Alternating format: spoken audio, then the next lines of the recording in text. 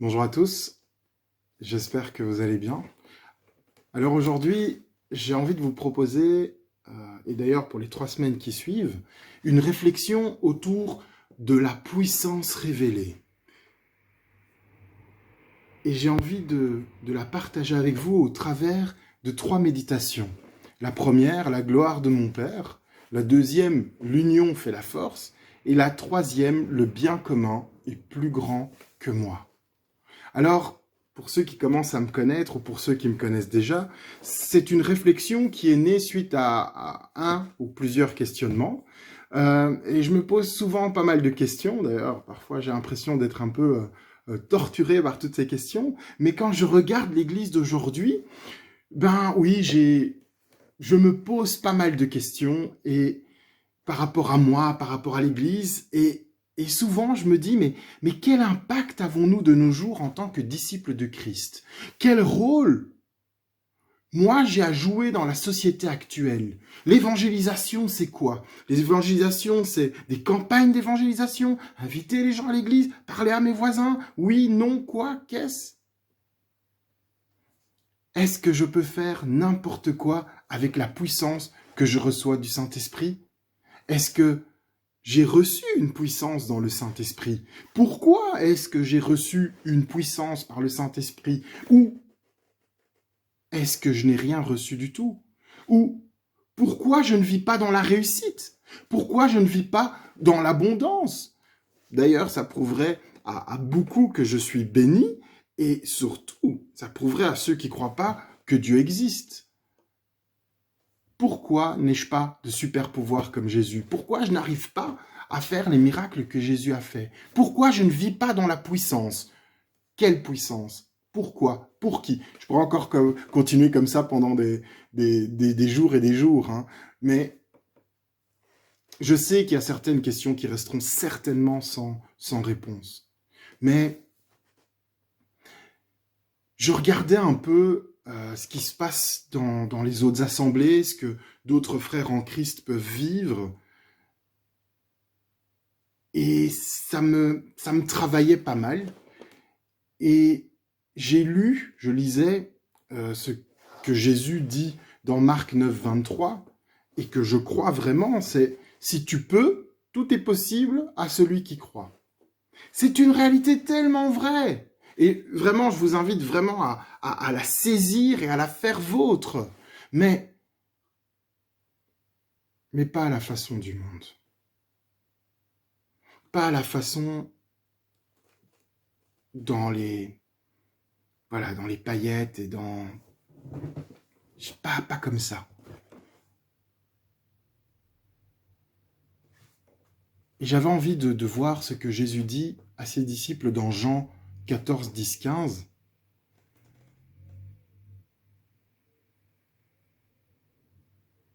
Car la puissance que nous avons, d'abord, il faut savoir qu'elle ne vient pas de nous-mêmes. Elle vient de Dieu. Et Dieu permet, donne, reprend.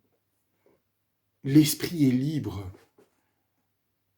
Mais j'avais envie de lire ce que Jésus dit par rapport à, si ça vient pas de nous, ça vient de Dieu, mais par rapport à qui réalise ces choses. Ce n'est pas nous, c'est Dieu. Et je prends ici dans Jean 14, 10, 15.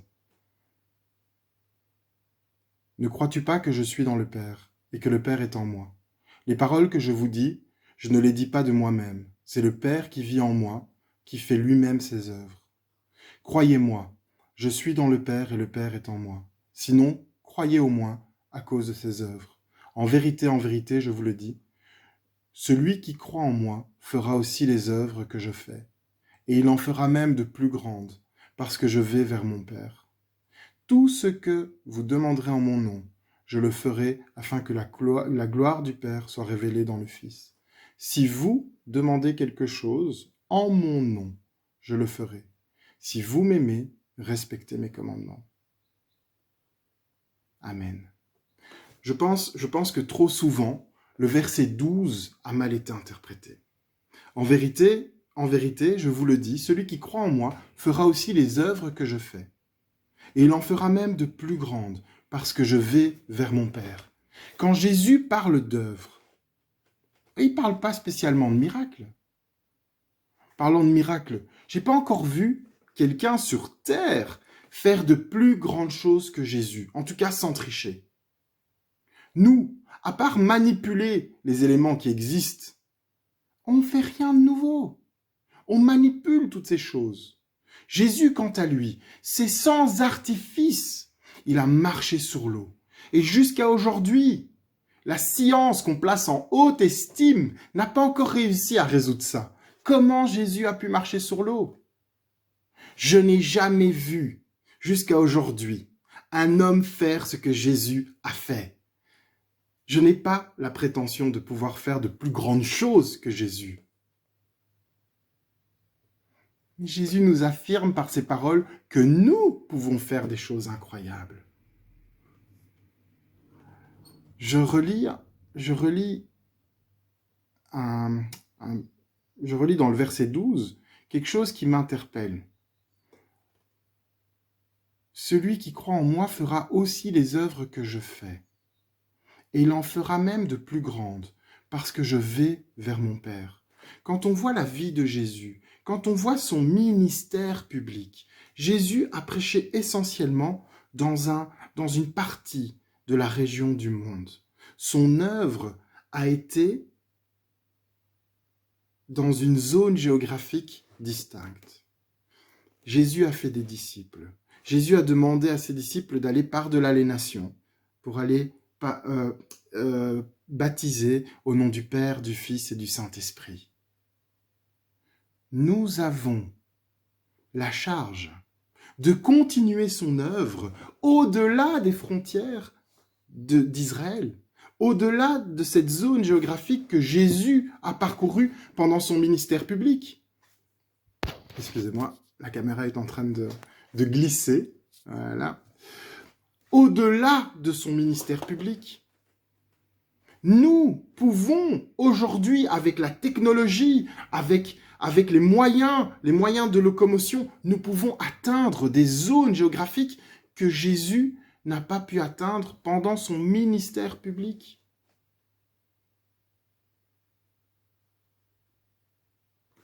L'œuvre qu'il a accomplie à la croix, nous pouvons aller parler par-delà les nations. Nous allons faire de plus grandes œuvres que lui. Nous allons distribuer, nous allons partager l'Évangile au-delà des frontières, au-delà de cette zone géographique que Jésus n'a pas parcourue.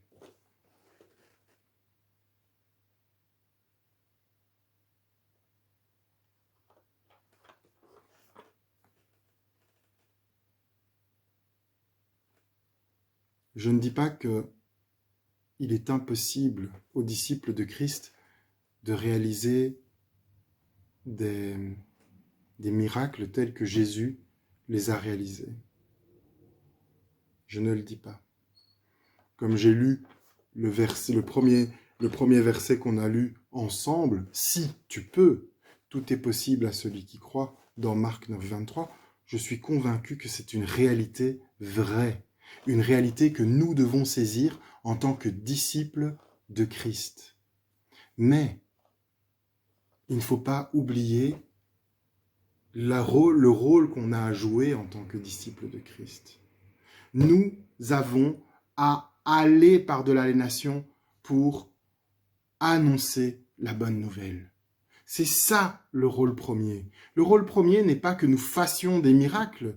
Le rôle premier, c'est que nous allions annoncer la bonne nouvelle. Et dans l'annonce de la bonne nouvelle, nous pouvons recevoir de l'Esprit des dons qui feront que nous puissions faire des miracles au nom de Jésus, à partir du moment que nous le demandons pour la gloire du Père. Verset 13, tout ce que vous demandez en mon nom, je le ferai afin que la gloire du Père soit révélée dans le Fils. Nous devons agir pour la gloire du Père. Si Christ lui-même a agi pour la gloire du Père, nous, disciples de Christ, pour qui allons-nous agir? Si nous sommes des imitateurs de Christ, est-ce qu'on doit agir pour notre propre gloire ou pour la gloire du Père? Nous avons cette charge. Nous avons ce ministère d'aller annoncer la bonne nouvelle pour la gloire du Père et non pour la nôtre. Parfois je me demande, parfois je me pose la question. Et vous, je ne sais pas si vous vous êtes déjà posé la question, mais quand ça ne va pas dans le sens que je veux, quand je prie et que ça ne va pas dans le sens que je veux, est-ce que c'est le chemin que Dieu voulait que je prenne? Est-ce que ce que je suis en train de faire, c'est pour la gloire de Dieu? Si je ne reçois pas après avoir prié, même pendant longtemps, est-ce que j'ai pas tendance à rejeter la faute sur Dieu? Ou est-ce que j'ai assez de sagesse pour discerner la volonté de Dieu au travers de ce que je vis et de ce que je demande? Lorsque la gloire de Dieu et non celle des hommes est proclamée, pourquoi Dieu me refuserait-il de m'accorder quelque chose qui élèverait son nom? Est-ce que le Seigneur a envie de se discréditer lui-même aux yeux des hommes? C'est pas son but. Mais c'est aussi de notre responsabilité. Et parfois, je pense qu'on est tellement à côté de nos pompes. Parfois, on veut tellement montrer qu'on est capable que nos actions, au nom de Jésus, au nom de Dieu, font plus de mal à l'annonce de l'évangile qu'autre chose. On veut tellement montrer qu'on a la puissance, qu'on est en train de faire des choses qui sont complètement à côté de la plaque, complètement à côté de ce que Dieu veut pour notre vie, de ce que Dieu veut pour l'annonce de son évangile. Je suis triste lorsque je vois certains frères, certaines sœurs faire des choses, mais qui sont totalement pour discréditer l'annonce de l'évangile. Nous devons annoncer l'amour. Nous devons annoncer la vérité. Mais on annonce la vérité et parfois certains manipulent pour annoncer la vérité. C'est pas logique. C'est de notre responsabilité. Comment Dieu peut créditer des personnes qui manipulent d'autres? C'est pas possible. C'est vraiment pas possible. C'est de notre responsabilité. Et oui, la puissance du Père, mais la puissance du Père, on l'a comment? Verset 14-15, si vous me demandez quelque chose en mon nom, je le ferai. Si vous m'aimez, respectez mes commandements. Ça nous rappelle qui agit pour nous? Christ agit pour nous. Si on demande à Dieu quelque chose au nom de Jésus, Christ va agir pour nous. Verset 15, si vous m'aimez, respectez mes commandements. Ah oui, je vais faire les choses pour vous. Mais si vous demandez, je fais les choses pour vous. Ça, c'est ce que Christ affirme. Et par amour, de respecter ses commandements. Des commandements qu'il a résumés en 2 phrases dans Marc 12, 29 à 31. Et Jésus répondit, voici le premier. Écoute Israël, le Seigneur notre Dieu est l'unique Seigneur. Et tu aimeras le Seigneur ton Dieu de tout ton cœur, de toute ton âme, de toute ta pensée et de toute ta force. Voici le deuxième. Tu aimeras ton prochain comme toi-même. Il n'y a pas d'autre commandement plus grand que cela. Si vous demandez quelque chose en mon nom, je le ferai.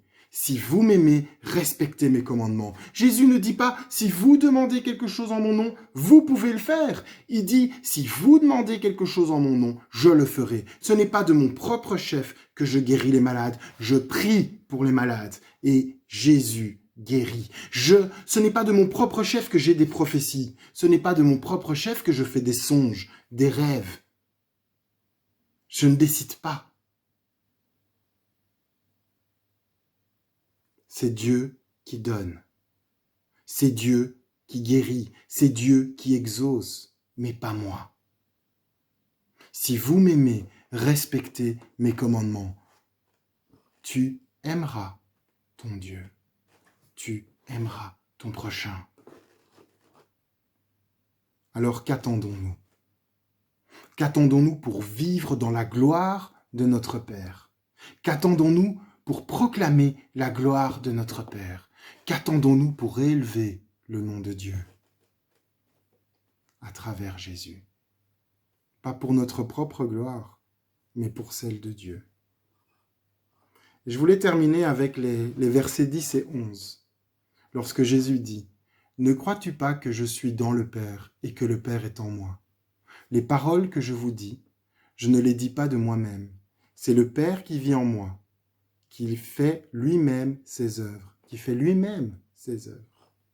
Croyez-moi, je suis dans le Père et le Père est en moi. Sinon, croyez au moins à cause de ses œuvres. » Jésus nous parle de l'unité qu'il vit avec le Père, une unité que Christ veut pour son Église et que nous allons partager dans la prochaine vidéo.